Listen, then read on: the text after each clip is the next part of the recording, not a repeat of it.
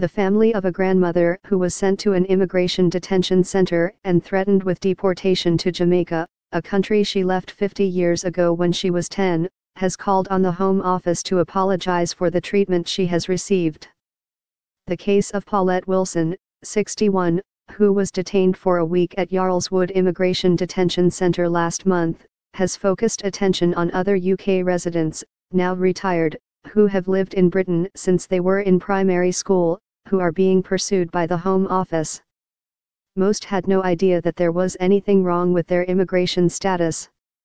Wilson received a letter from the Home Office in 2015 informing her that she was an illegal immigrant and needed to leave the country.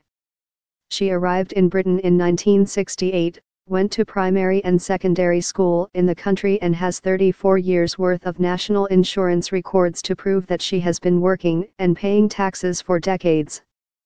She raised her daughter and helped bring up her granddaughter here, and has never been back to Jamaica, where she now has no family ties.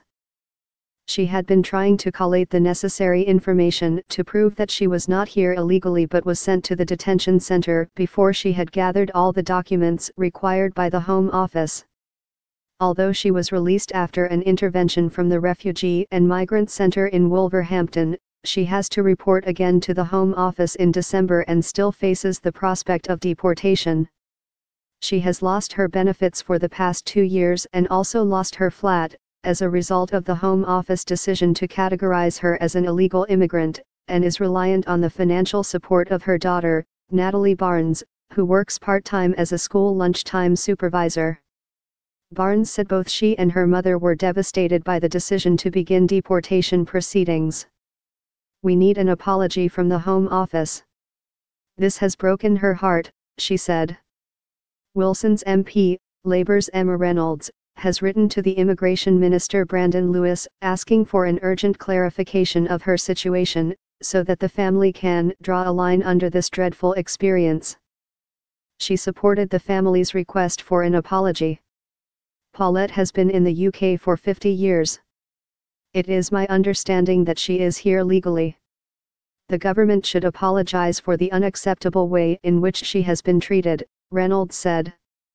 The Home Office said staff were in ongoing discussions with Wilson about how to regularize her immigration status. Officials did not respond to the family's request for an apology. Lawyers at the Refugee and Migrant Center in Wolverhampton believe Wilson has a legal right to stay in the UK because she moved here before the 1971 Immigration Act gave people who had already settled in Britain indefinite leave to remain.